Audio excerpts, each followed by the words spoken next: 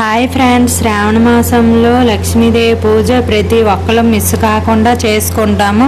మరి నేను శ్రావణ మాసంలో వరలక్ష్మి వ్రతాన్ని ఎలా చేసుకున్నానో ఈ వీడియోలో చూడండి ఫ్రెండ్స్. వరమహాలక్ష్మికి ఇష్టమైన నైవేద్యాలు, వ్రతం గురించి కొన్ని విషయాలు ఈ వీడియోలో చెప్పుకుందాం ఫ్రెండ్స్. ఈ వీడియోని ఎక్కడ స్కిప్ చేయొద్దు. నా ఛానల్ని కొత్తగా చూస్తున్న వాళ్ళైతే ప్లీజ్ ఫ్రెండ్స్ సబ్స్క్రైబ్ చేసుకోండి, లైక్ చేయండి. వ్రతం ముందు రోజు ఇల్లు శుభ్రం చేసుకొని మామిడి తోరణాలు కట్టుకొని ఇలా నీట్గా సింహద్వారం దగ్గర, ఇంట్లో దేవుని దగ్గర ముగ్గులను అయితే పెట్టుకున్నా. అలాగే ముందు రోజు కూడా ద్వారానికి బొట్లు పెట్టుకొని ద్వారం పైన ముగ్గు వేసుకున్నా. పద్మ ముగ్గుకి కొంచెం కలర్స్ అయితే వేసుకున్నాను. అమ్మవారి అలంకరణ కూడా నేను ముందు రోజు చేసుకున్నాను. ఇవన్నీ చేసేసరికి నాకు టైం అయితే 12:30 అయిపోయింది. ఇలా పూజలు ఏవైనా వస్తే కొంచెం టెన్షన్ గా ఉంటుంది, ఎలా అవుతుందో ఏంటో అని చెప్పి ఇలా ముందు రోజు కొన్ని పనులను అయితే చేసుకున్నా. ఇంకా నైట్కి మినపగుడ్లు నైవేద్యంకి కావలసినవి కొన్ని శనగలు అలాంటివి నానబెట్టుకున్నా. ఇంకా నేను 3:30 అయ్యింది, లేచి స్నానం అవి చేసుకొని ఫస్ట్ ఇంట్లో దీపం పెట్టుకున్నా. చక్కగా దేవుని ఫోటోలకి పువ్వులతో అలంకరించుకొని మామూలుగా పూజని ఎలా ఇంట్లో చేసుకుంటామో అలా పూజను అయితే చేసుకున్నా. ఇలా ముందు రోజే అమ్మవారిని రెడీ చేసుకున్నా. ఇంకా బయట దీపం పెట్టి వచ్చాక అమ్మవారి దగ్గర నైవేద్యాలు రెడీ చేసి పెడదామా. మనం ఏ పూజను చేసుకున్నా సరే గడప పూజ కంపల్సరిగా చేసుకోవాలి. అదేనండి సింహద్వారం దగ్గర. మనం సింహద్వారం దగ్గర దీపాన్ని పెట్టి మనకు కలిగిన నైవేద్యం పెట్టుకొని అమ్మని మనం ఏ పూజ చేసుకుంటామో ఆ అనుగ్రహం కావాలనేసి అమ్మవారిని ఆశీర్వదించమని కోరుకోవాలి. ఎందుకంటే మనం సింహద్వారం నుంచే కదా లోపలికి వస్తాము. దేవుళ్ళైనా సరే సింహద్వారం నుంచే వస్తారు. ఆ అనుగ్రహం కావాలంటే ఆ అమ్మ తల్లి సింహద్వారం దగ్గర అనుగ్రహం తీసుకోవాలి. ఇంకా మనం ఎప్పుడైనా సరే సింహద్వారం దగ్గర పూజని దీపాన్ని ఎలా చేస్తామో మనం పెరటి గుమ్మం దగ్గర కూడా అలానే దీపంని పెట్టి పూజ చేసుకోవాలి. ఏది వీలు కాకపోయినా చిన్న ముగ్గు వేసి కనీసం దీపాన్నైనా పెట్టి పూజ చేసుకోండి. నేను ఇలా సింహద్వారం దగ్గర, పెరటి ద్వారం దగ్గర పూజనైతే చేసుకున్నాను. మనం కొన్ని విషయాలు పాటిస్తేనే అవి పద్ధతిగా పూజలు అన్నీ బాగుంటాయి. నాకు రోజు అమ్మవారి గుడికి, నవగ్రహాల గుడికి వెళ్ళడం అలవాటు. అలాగే తులసమ్మ తల్లి దగ్గర అందరము పూజనైతే చేసుకుంటాం. ఇంక నేను దీపాలని, కొంచెం చెంబులో నీళ్ళని, వాసన పుల్లల్ని, పుష్పాలని, నాకు కలిగిన నైవేద్యాన్ని ఇలా ప్లేట్లో రెడీ చేసుకొని నేను ఇంకా తులసమ్మ తల్లి దగ్గర దీపం పెట్టి, నవగ్రహాల గుడి అంటే బయట దీపం పెడతాను. ఇంకా అమ్మవారి గుడి దగ్గర దీపం పెట్టి వచ్చి ఇంట్లో ఏదైనా పూజని స్టార్ట్ చేస్తాను. అమ్మవారు పీఠకం దగ్గర ముగ్గు వేసుకున్నా. ఇంకా ముందు కూడా వేసుకోవాలి, ఇటుపైన కలిసి పెడతాను కదా అని చెప్పి ఇక్కడ ముగ్గునైతే వేసుకున్నాను. మనం ఎంత వేరం లేచినా సరే ఒక్కొక్క పని చేసుకునేసరికి టైం అయితే ఫాస్ట్గా అయిపోతుంది.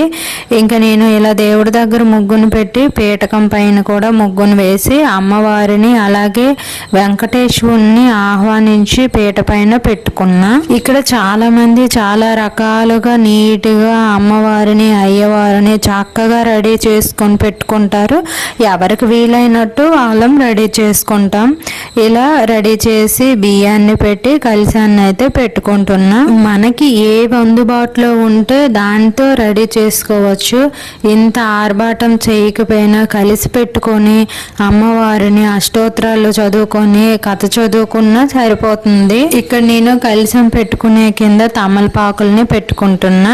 తమలపాకులు, మామిడి కొమ్మ అంటే అమ్మవారికి ఇష్టం కదా. అలాగే ఉసిరిపత్రి ఒకటి చాలా ఇష్టం అమ్మవారికి. ఇంకా కలశంలో మనము ప్రత్యేకంగా యాలకులు, 2 లవంగాలు, అలాగే 5 రూపాయలు అయితే 5 రూపాయలు, రూపాయి కాయిన్, మనకి అందుబాటులో ఉండే కాయిన్, రాగి పైసా, పసుపు, కుంకుమ, అక్షింతాలు, పచ్చకర్పూరము, ఒక పుష్పము, ఇలా రకరకాలుగా వేసుకుంటారు. అమ్మవారికి ఇష్టం అని చెప్పి చెప్పి కొంతమంది అయితే కలిసిలో నవధాన్యాలు కూడా వేసుకుంటారు. ఇలా కలిసంలో కాయిన్, పచ్చకర్పూరము, పసుపు, కుంకుమ, పువ్వుని వేసుకున్నా.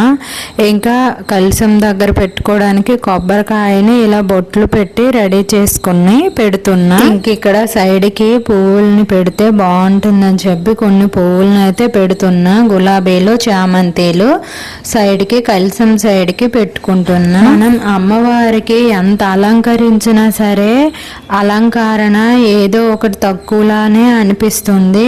అంతలా అమ్మ అయితే అలంకరించుకుంటుంది. ప్రతిదీ కూడా విసిగిపోకుండా మనం ఎంత చక్కగా అలంకరిస్తామో అంత చక్కగా అలంకరించుకుంటుంది అమ్మ అయితే. ఇక్కడ కలిసం పైన కొబ్బరికాయ పెట్టి ఇంకా జాకెట్ని అయితే కిల్లీలా చుట్టి పెట్టుకుంటున్నా. ఇక్కడ గంధం, ఫస్ట్ గంధాన్ని పెట్టి ఇంకా కుంకుమ బొట్లను అయితే పెట్టుకుంటున్నా. నాకు ఎలా వస్తే అలానే చేసుకుని పెట్టుకున్నా. కొంతమంది అయితే చక్కగా కలిసానికి స్టిక్కర్ బొట్లతో స్టోన్స్ వస్తాయి కదా, అలాంటి బొట్లతో చక్కగా నిండుగా రెడీ చేస్తారు. చాలా బాగుంటుంది. ఇంకిక్కడ నేను అమ్మవారికి పసుపు కొమ్ము వేస్తున్నా.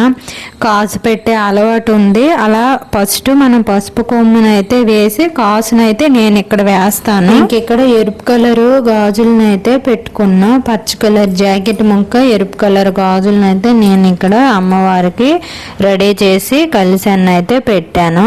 ఇంకా ముందు రోజే మినపగుడ్లు, శనగలు ఇలా నానబెట్టుకున్నవి గ్రైండ్ చేసుకుంటున్నా గార్లకి, అలాగే పూర్ణం బోర్లకి. ఇంకెక్కడ శనగలు నానబెట్టుకున్నా కదా, అవి కొంచెం ప్రసాదానికి కుక్కర్లో పెట్టుకున్నా. అలాగే పరమాన్నంకి ఇలా కొంచెం పరమాన్నం అయితే రెడీ అయ్యింది. ఇప్పుడు జీడిపప్పుల్ని వేపి వేస్తున్నా. ఇలా నైవేద్యాలన్నీ కూడా రెడీ చేసుకుంటున్నా. ఈ నైవేద్యాలు రెడీ అయిన తర్వాత మళ్ళీ పూజనైతే రెడీ చేసుకోవడానికి టైం ఈజీగా అవుతుంది, చేసుకోవచ్చు. ఇక్కడ నేను కొంచెం నానబెట్టిన శనగల్ని కొంచెం పక్కన పెట్టాను, కొంచెం నైవేద్యానికి ఉడికించుకున్నా. ఇంకా నైవేద్యాలన్నీ రెడీ చేసుకున్నాక అమ్మవారి దగ్గర నేను ఇలా రెడీ చేసుకున్నాను. ఇక్కడ నేను గడ్డూపు దీపం, కామాక్షి దీపం, గురువింద గింజలు, చిట్టి గాజులు, అలాగే పసుపు కుంకుమ, పసుపు కొమ్ములు, అది తామర పిక్కలు, నెక్స్ట్ సిల్వర్ కాయిన్స్ కొన్ని పెట్టుకున్నాను. ఇంకా పూజ కోసం అని చెప్పి లక్ష్మీదేవి, విష్ణుమూర్తి విగ్రహం పెట్టుకున్నా, ఇద్దరు కలిసి ఉన్నవేని. అలాగే శంకు చక్రాలు, ఇంకా పూజకు అవసరమైనవి అన్నీ పెట్టుకొని ఇలా రెడీ చేసుకున్నాను. ఇంకా మనం ఏ పూజ చేసినా వినాయకుడు అయితే కంపల్సరిగా ఉండాలి. వినాయకుడు విగ్రహం కూడా నేను ఇక్కడ పెట్టుకున్నాను. ఏనుగులు నాకు తెలిసినవి కొన్ని పెట్టి ఇలా నేను రెడీ చేసుకున్నాను పూజనైతే. ఇంకా అమ్మవారికి తాంబూలాన్ని పెట్టాను. చీర, జాకెట్, పసుపు, కుంకుమ, అరటిపళ్ళు. తాంబూలం అంటే మీకు తెలుసు కదా, అది అలా పెట్టుకున్నా. ఇంకా నైవేద్యాలు నేను ఇక్కడ 12 రకాల నైవేద్యాలను అయితే చేసి పెట్టాను. ఇలా వ్రతం చేసే ముందు రెడీ చేసుకున్నాను. ఇంకా నిండుగా చీర కట్టుకొని గాజులు, పసుపు, అలాగే కాళ్ళకి పారాయణి అవి పెట్టుకుంటే చాలా మంచిది. వ్రతం స్టార్ట్ చేసిన ముందు దీపాన్ని వెలిగించుకున్నా. ఈ దీపం ఏకహారతితో పెట్టుకుంటే మంచిది. అగ్గిపెట్టెతో, వాసన పుల్లలతో కాకుండా ఏకహారతితో అన్ని దీపాలను అయితే పెట్టుకున్నాను. ఇంకా పూజనైతే స్టార్ట్ చేస్తున్నా. పూజ చేసినప్పుడు వినాయకుడిని ఖచ్చితంగా ముందు పూజనైతే చేసుకోవాలి.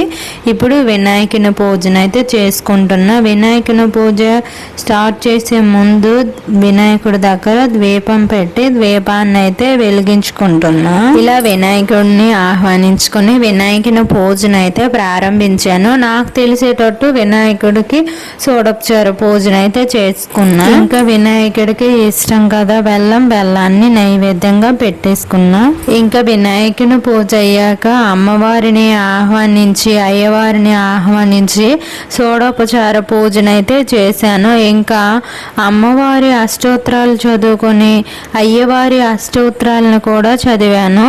చదివి అప్పుడు సోడోపచార పూజ అయిన తరువాత తోరణ పూజ ఉంటుంది కదా, ముఖ్యంగా తోరణ పూజ అయితే చేసుకొని ఇంకా నేను తోరణాన్ని కట్టుకుంటున్నా. మనం తోరణం కట్టుకున్నప్పుడు మనకు ఒక మంత్రం ఉంటుంది.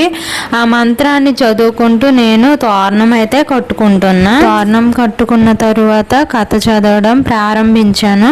మనం ఎప్పుడైనా వరలక్ష్మి వ్రతం చేసినప్పుడు తోరణం కంపల్సరిగా కట్టుకోవాలి. అలాగే అమ్మవారి దగ్గర ఒక తోరణం పెట్టుకోవాలి. ఇంకా మనము పేరంటానికి తోరణం కట్టి తాంబూలాన్ని అయితే ఇవ్వాలి వాయినం. ఇక్కడ నేను కథ చదివిన ముందు కొబ్బరికాయని కొట్టి పెట్టాను. కొంతమంది ఫస్టే కొట్టేసి వినాయకుడిని ఆహ్వానించి వ్రతం ఇలా చేసుకుంటారు. ఒక్కొక్కలా చేసుకుంటారు. ఇంకా కథ అయితే నేనే చదువుకుంటున్నా. ఈ రథకథ విశిష్టత ఏంటంటే ఇక్కడ చారుమతి ఉంటుంది. చారుమతి అనే ఆమె శ్రద్ధగా భక్తితో ఒకరోజు అనుకోకుండా కల్లో లక్ష్మీదేవి కరుణించింది. లక్ష్మీదేవి కల్లోనికి వచ్చి పౌర్ణమికి ముందు వచ్చే శుక్రవారం నాడు వ్రతం చేయమంటుంది. ఇలా కల వచ్చిందని భర్తతో అత్తమామలతో ఈమె ఇంకా భర్తకి అత్తమామల్ని శ్రద్ధగా చూసుకుంటుంది. చాలా గౌరవ మర్యాదలు ఇస్తూ ఉంటుంది. ఇంకా చుట్టుపక్కల ఉండే వాళ్ళకు కూడా ఆప్యాయంగా పలకరించుకుంటూ మాట్లాడుతూ ఉంటుంది. ఇంకా ఈ లక్ష్మీదేవి రథం చేసుకునే ముందు చుట్టుపక్కలని వాళ్ళని పిలిచి వాళ్ళు కూడా వచ్చి ఇంకా అందరూ కూడా వ్రతం అయితే స్టార్ట్ చేసి అమ్మవారిని అయితే పూజ చేసుకున్నారు. ఈ వ్రతం అంతా అయ్యేలోపు అందరికీ కూడా లక్ష్మీదేవి అయితే కొన్ని వస్తువులను ఇచ్చి అనుగ్రహించింది. మనం ఎప్పుడూ కూడా ఏ పూజనైనా సరే వాళ్ళు చేశారు నేను చేసేస్తాను అని కాకుండా చాలా భక్తితో శ్రద్ధతో పూజ చేసుకుంటే ఆ అనుగ్రహం కూడా చక్కగా వస్తుంది. ఇలా నా కథ అయితే అయిపోయింది. నా తర్వాత అమ్మవారికి అయ్యేవారికి చక్కగా దీపహారతిని ఇచ్చాను. అమ్మవారికి అయ్యేవారికి దీపహారతి ఇచ్చాక నేను కూడా తీసేసుకున్నా. ఇంకా మనం ముఖ్యంగా ఇక్కడ చేయవలసింది ఏంటంటే కథ అంతా అయ్యాక మనము ఆసనం వేసుకుంటాం కదా, చిన్న సాపైన ఏది ఉంటుంది వెంటనే తీసేయాలి. మనం లేచిన తర్వాత లేకపోతే రాక్షసులు వచ్చి కూర్చుంటారు అని పురాణాల్లో ఉంది. ఇంకా వ్రతమంతా అయ్యాక నేను 9 మందికి పేరెంటాలకి పిలుచుకొని వాయినాన్ని అయితే ఇచ్చా. ఇంక ఇక్కడ కొంతమంది వీడియో తీసాను, కొంతమందికి వీడియోనైతే తీయలేదు. ఈ పేరెంటాలకి వాయినంలో నేను పసుపు, కుంకుమ, ఆకు చెక్క, 2 అరటిపళ్ళు, యాప్లి మనకు కలిగినంత డబ్బులనైతే వేస్తాము. ఇంకా పచ్చి శనగలు వేస్తే చాలా మంచిది. ఇక్కడ ఇంకా గాజులు, జాకెట్ ముక్క, అలాగే కొబ్బరికాయ ఇంకెలాగా రకరకాలుగా వేస్తారు. వాయినం అయితే కంపల్సరిగా కొబ్బరికాయ ఉండాలి. ఇలా ఇస్తే మంచిది. ఈ కొబ్బరికాయ వేయకపోయినా పర్వాలేదు. అరటిపళ్ళు అవి మనకు కలిగినవి తాంబూలం అయితే ఇచ్చుకోవచ్చు. ఇంకా నా పూజ వాయినాలు ఇవ్వడం అన్నీ అయ్యాక సాయంత్రం సంధ్యా దీపం అయితే పెట్టుకున్నా. ఇంకా ఇక్కడ కూడా అంత నైవేద్యాలన్నీ తీసేసి కొంచెం నీట్గా చేసుకొని ధూపం వేసుకొని ఇంకా సాయంత్రం సంధ్యా దీపాన్ని పెట్టుకున్నాను. ఈ సాయంత్రం సంధ్యా సమయంలో ఉదయం దీపహారతిని ఇచ్చా కదా, సాయంత్రం కర్పూర హారతిని ఇచ్చా అమ్మవారికి అయ్యవార్లకి. ఇది ఫ్రెండ్స్ నా వ్రతము, నా పూజ. శ్రావణ మాసంలో 3వ వారం నేనైతే పూజను చేసుకున్నా ఫ్రెండ్స్. మరి నా వీడియో ఎలా ఉందో, నా పూజ ఎలా ఉందో కామెంట్ చేయండి ఫ్రెండ్స్. ప్లీజ్ సబ్స్క్రైబ్ చేసుకోండి, లైక్ చేయండి. Thank you for watching.